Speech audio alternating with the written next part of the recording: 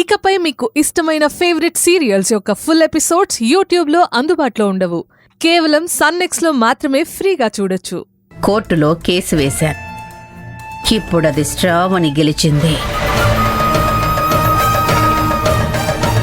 అప్పుడు నేను మామూలు మనిషిని, ఇప్పుడు నేను సర్పంచిని.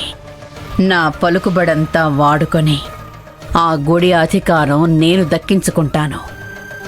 శ్రావణి వంశస్థులే ఆ గుడి ధర్మకర్తలైనా దానికి ఆ గుడి బాధ్యతలు దక్కడానికి వీలు లేదు. నేనలా జరగనివ్వను.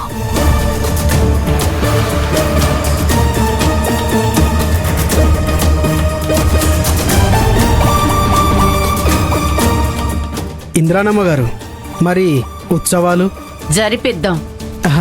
చాలా సంతోషమమ్మా. మీ అబ్బాయికి శ్రావణికి పెళ్ళైపోయింది కదా, ఈ సంవత్సరం ఉత్సవాలు వాళ్ళతోనే జరిపిద్దామా? లేదు రంగయ్య గారు, నా కొడుకు నా కోడలు హనీమూన్కి వెళ్తున్నారు. ఉత్సవాలైపోయాకే తిరిగొస్తారు. వాళ్ళు లేకపోతేనేమమ్మా, మీరున్నారు కదా, మీ చల్లని చేతులతోనే ఉత్సవాలు జరిపిద్దాం. తప్పకుండా. అక్షయ్ శ్రావణిలను హనీమూన్కి వెళ్లకుండా ఆపాలనుకున్నాను. ఇప్పుడు వాళ్ళు వెళ్ళిపోవడమే కరెక్ట్. శ్రావణి ఇక్కడుంటే నాకు గుడి బాధ్యతలు దక్కనివ్వదు.